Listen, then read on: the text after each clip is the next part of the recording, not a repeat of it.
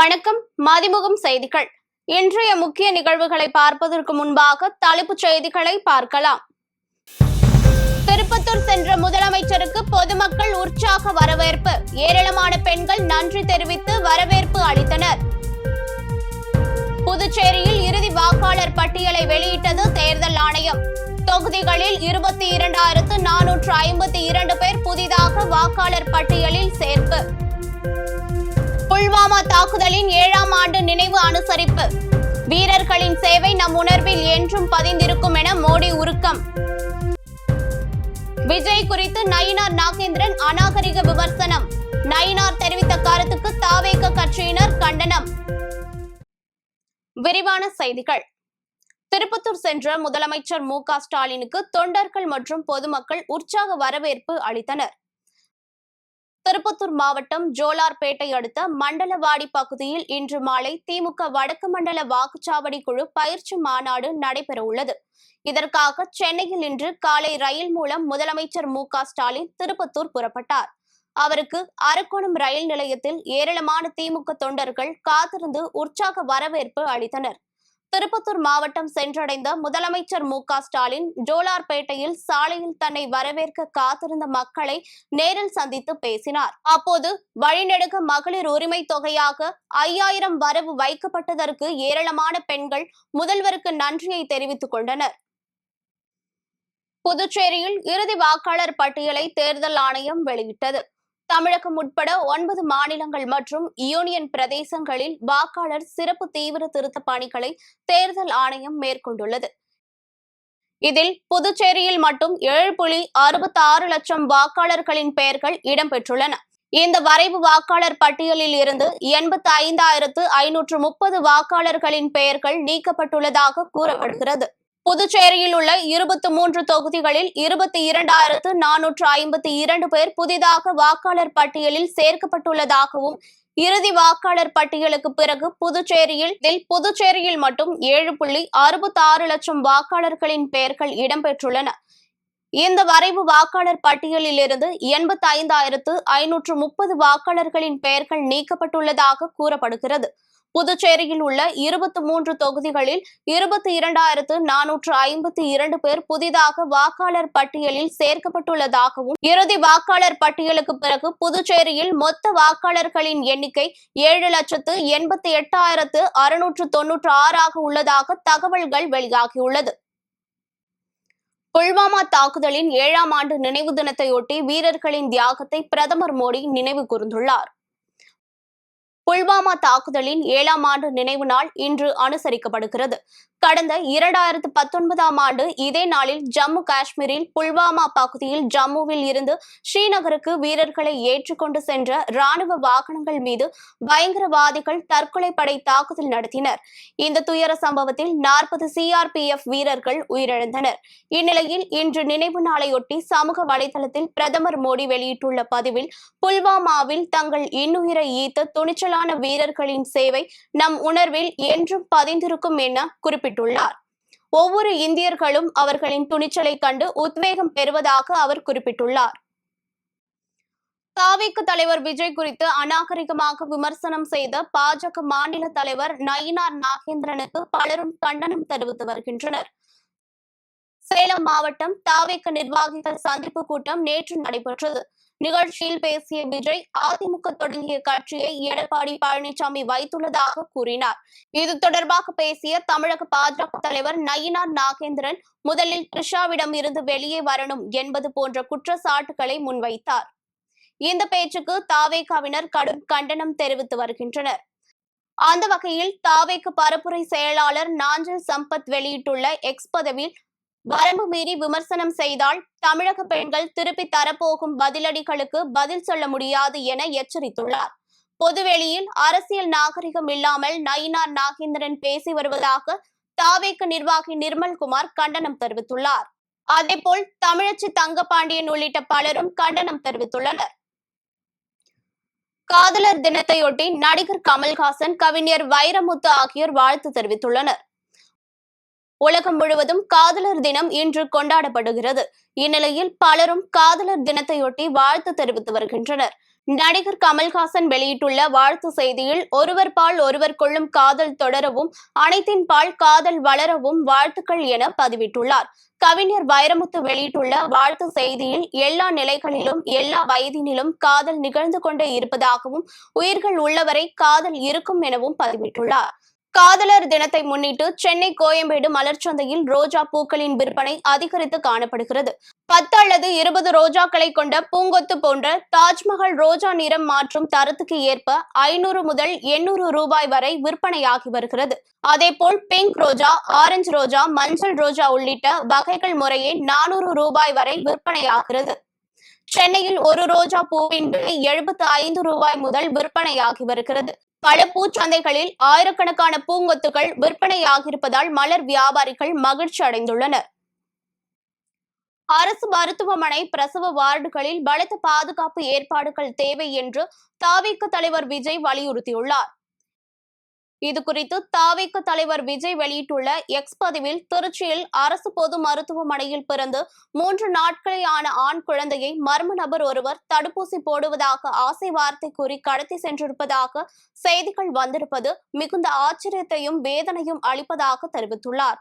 இது ஏழை எளிய மக்களுக்கு பாதுகாப்பற்ற சூழல் என்று கூறிய விஜய், முதலமைச்சர் ஸ்டாலின் இந்த விவகாரத்தில் உடனடியாக தலையிட்டு குழந்தையை விரைவாக மீட்கும் நடவடிக்கைகளை மேற்கொள்ள வேண்டும் என வலியுறுத்தியுள்ளார்.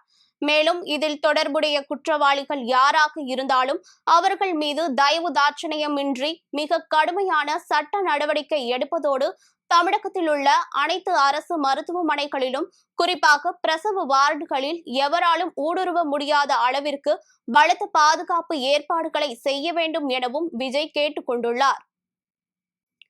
மகா சிவராத்திரி மற்றும் வார இறுதி நாளையொட்டி சிறப்பு பேருந்துகள், ரயில்கள் இயக்கப்பட்டு வருகிறது.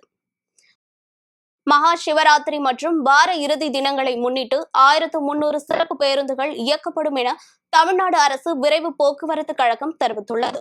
சென்னை கிளாம்பாக்கத்தில் இருந்து திருவண்ணாமலை, திருச்சி, கும்பகோணம், மதுரை, திருநெல்வேலி, நாகர்கோவில், கன்னியாகுமரி, தூத்துக்குடி, கோவை, சேலம், ஈரோடு, திருப்பூர் ஆகிய இடங்களுக்கு இன்று 505 பேருந்துகளும் இயக்க திட்டமிடப்பட்டுள்ளன. இதேபோல சென்னை கோயம்பேட்டிலிருந்து திருவண்ணாமலை, நாகை, வேளாங்கண்ணி, ஓசூர், பெங்களூர் ஆகிய இடங்களுக்கு இன்று 55 பேருந்துகளும், பெங்களூரு, திருப்பூர், ஈரோடு, கோவை ஆகிய இடங்களில் இருந்து பல்வேறு இடங்களுக்கு 100 சிறப்பு பேருந்துகளும் இயக்கப்பட உள்ளன. மேலும் மாதவரத்திலிருந்து 20 பேருந்துகள் என மொத்தம் 1360 சிறப்பு பேருந்துகள் இயக்கப்பட உள்ளன. இது தவிர ஞாயிற்றுக்கிழமை சொந்த ஊர்களில் இருந்து சென்னை மற்றும் பெங்களூரு திரும்ப வசதியாக பயணிகளின் தேவைக்கேற்ப அனைத்து இடங்களில் இருந்தும் சிறப்பு பேருந்துகள் இயக்கிட திட்டமிடப்பட்டுள்ளதாக போக்குவரத்து கழகம் தெரிவித்துள்ளது. மகா சிவராத்திரியை முன்னிட்டு பயணிகளின் வசதிக்காகவும் கூட்ட நெரிசலை தவிர்க்கவும் சென்னை எழும்பூரில் இருந்து திருவண்ணாமலை மற்றும் வேலூருக்கு கூடுதல் சிறப்பு ரயில்கள் இயக்கப்படுவதாக தெற்கு ரயில்வே அறிவித்துள்ளது. தமிழக அரசு சார்பில் நடத்தப்பட்ட நலமுடன் ஸ்டாலின் முகாம்களில் 17,83,415 பயனாளிகள் பயன்பெற்றுள்ளதாக அமைச்சர் மா சுப்பிரமணியன் தெரிவித்துள்ளார். கோவை மாவட்டம் பொள்ளாச்சியில் மக்கள் நல்வாழ்வுத்துறை அமைச்சர் மா சுப்பிரமணியன் கலந்து கொண்டு நலமுடன் ஸ்டாலின் முகாமினை குத்துவிளக்கேற்றி துவக்கி வைத்தார். பின்னர் பொள்ளாச்சி அரசு தலைமை மருத்துவமனையில் தமிழக அரசு சார்பில் சுமார் 2,17 லட்சம் மதிப்பிலான புதிய அதிநவீன சிடி ஸ்கேனை பொதுமக்கள் பயன்பாட்டிற்கு அர்ப்பணித்தார். பின்னர் செய்தியாளர்களை சந்தித்த அவர், தமிழகம் முழுவதும் சுமார் 1206 நலமுடன் ஸ்டாலின் முகாம்கள் நடத்தப்பட உள்ளதாகவும் இதில் சுமார் 17,83,415 பயனாளிகள் இதுவரை பயன்படுத்தியிருப்பதாகவும் இந்த முகாமிலேயே அரசு துறை சார்பில் காப்பீடு அட்டைகள் உடனடியாக வழங்கப்பட்டுள்ளதாகவும் தெரிவித்தார். மேலும் நலமுடன் ஸ்டாலின் முகாமில் பொது மருத்துவம், எலும்பியல், குழந்தைகள் மருத்துவம், மகப்பேறு, நுரையீரல் மருத்துவம் என பல்வேறு வகையான மருத்துவ உதவிகள் செய்யப்பட்டு வருவதாக தெரிவித்தார். பிறகு மாற்றுத்திறனாளிகளுக்கான மாவட்ட நிர்வாகத்திடம் சான்றிதழ்களை பெற வேண்டும். ஆனால் இந்த முகாம்களில் ஒரே இடத்தில் அந்த சான்றிதழ்கள் வழங்கப்பட்டு வருகிறது. அந்த வகையில் இதுவரை 58,673 பேருக்கு இந்த சான்றிதழ்கள் வழங்கி முடிக்கப்பட்டிருக்கிறது. அதோடு மட்டுமல்லாது இந்த முகாம்களில் இன்னொரு கூடுதல் சிறப்பு, அமைப்பு சாரா தொழிலாளர்கள் அமைப்பு சாரா தொழிலாளர்கள் கண்டுகொள்ளப்படாமல் இருக்கிற ஒரு துறை. ஆனால் அவர்களின் மீதும் அக்கறையோடு மாண்புமிகு முதல்வர் அவருடைய வழிகாட்டுதலோடு அவர்களுக்குமாக இன்றைக்கு முழு உடற் பரிசோதனைகள் தொடர்ச்சியாக செய்யப்பட்டுக் கொண்டிருக்கிறது. ஓட்டுநர் நடத்துனர்களை நியமிப்பதற்கான போட்டித் தேர்வு முடிவுகளை வெளியிட வேண்டும் என அன்புமணி வலியுறுத்தியுள்ளார். பாமக தலைவர் அன்புமணி வெளியிட்டுள்ள அறிக்கையில் எழுத்து தேர்வுகளில் வெற்றி பெற்றவர்களுக்கு செய்முறை தேர்வுகள் சான்றிதழ் சரிபார்ப்பு நடத்தப்பட்டு பணி நியமன ஆணைகள் வழங்கப்படும் என்று போக்குவரத்து துறை அறிவித்திருந்தது. ஆனால் எழுத்து தேர்வுகள் நடத்தப்பட்ட பிறகு இன்று வரை எந்த முன்னேற்றமும் ஏற்படவில்லை என வருத்தம் தெரிவித்துள்ளார். பொருளாதாரத்தின் அடித்தட்டில் உள்ள குடும்பங்களை சேர்ந்தவர்களின் வாழ்வாதாரத்தில் அக்கறை இல்லாமல் ஆட்சியாளர்கள் அலட்சியம் காட்டுவது முறையல்ல என்றும், போக்குவரத்து கழகங்களுக்கு ஆள் தேர்வுக்கான அனைத்து நடைமுறைகளையும் விரைவுபடுத்தி தகுதியானவர்களுக்கு பணி ஆணைகளை வழங்க அரசு நடவடிக்கை எடுக்க வேண்டும் என கேட்டுக் கொண்டுள்ளார். சென்னையில் இன்று ஆபரண தங்கத்தின் விலை சவரனுக்கு 1280 ரூபாய் உயர்ந்து 1,16,480 ரூபாய்க்கு விற்பனையாகிறது. பிப்ரவரி மாதம் தொடக்கத்தில் இருந்தே ஆபரண தங்கத்தின் விலை ஏற்ற இறக்கத்தை சந்தித்து வருகிறது. நேற்றைய நிலவரப்படி 22 காரட் தங்கம் விலை கிராமுக்கு 200 ரூபாய் குறைந்து 14,400 ரூபாய்க்கும், சவரனுக்கு 1,600 ரூபாய் குறைந்து 1,15,200 ரூபாய்க்கும் விற்பனை செய்யப்பட்டது. தொடர்ந்து சென்னையில் இன்று ஆபரண தங்கத்தின் விலை மீண்டும் உயர்ந்துள்ளது. அதன்படி 22 காரட் தங்கம் விலை கிராமுக்கு 160 ரூபாய் உயர்ந்து 14,560 ரூபாய்க்கும், சவரனுக்கு 1,280 ரூபாய் உயர்ந்து 1,16,480 ரூபாய்க்கும் விற்பனை செய்யப்படுகிறது.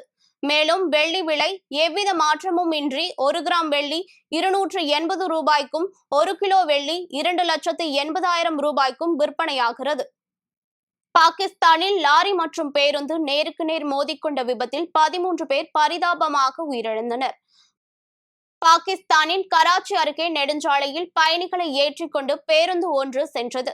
அப்போது எதிரே வந்த லாரியும் பேருந்தும் நேருக்கு நேர் மோதி பயங்கர விபத்து ஏற்பட்டது. இந்த விபத்தில் பேருந்தில் பயணம் செய்த 13 பேர் சம்பவ இடத்திலேயே பரிதாபமாக உயிரிழந்தனர். மேலும் 9 பேர் காயமடைந்தனர். இதுகுறித்து தகவல் அறிந்து சம்பவ இடத்திற்கு சென்ற போலீசார் மற்றும் மீட்பு படையினர் காயமடைந்தவர்களை மீட்டு அருகிலுள்ள மருத்துவமனையில் சிகிச்சைக்காக சேர்த்தனர். இந்நிலையில் சேதமடைந்த சாலைகள், பனிமூட்டம் மற்றும் போக்குவரத்து விதிமீறல் உள்ளிட்ட காரணங்களால் இந்த பகுதியில் அடிக்கடி விபத்துகள் நடப்பதாக அங்குள்ள மக்கள் குற்றம் சாட்டியுள்ளனர். மேலும் இந்த விபத்து தொடர்பாக விசாரணை நடத்தப்பட்டு வருகிறது. மீண்டும் தலைப்புச் செய்திகள். திருப்பத்தூர் சென்ற முதலமைச்சருக்கு பொதுமக்கள் உற்சாக வரவேற்பு. ஏராளமான பெண்கள் நன்றி தெரிவித்து வரவேற்பு அளித்தனர். புதுச்சேரியில் இறுதி வாக்காளர் பட்டியலை வெளியிட்டது தேர்தல் ஆணையம். தொகுதிகளில் 22,452 பேர் புதிதாக வாக்காளர் பட்டியலில் சேர்ப்பு. புல்வாமா தாக்குதலின் 7ஆம் ஆண்டு நினைவு அனுசரிப்பு. வீரர்களின் சேவை நம் உணர்வில் என்றும் பதிந்திருக்கும் என மோடி உருக்கம். விஜய் குறித்து நயினார் நாகேந்திரன் அநாகரிக விமர்சனம். நயினார் தெரிவித்த கருத்துக்கு தாவேக கட்சியினர் கண்டனம். இத்துடன் செய்திகள் நிறைவடைந்தன. மீண்டும் செய்திகள் காலை 8 மணிக்கு. மேலும் செய்திகளை தெரிந்து கொள்ள மதிமுகம் பிரைம் யூடியூப் தளத்தில் இணைந்திருங்கள்.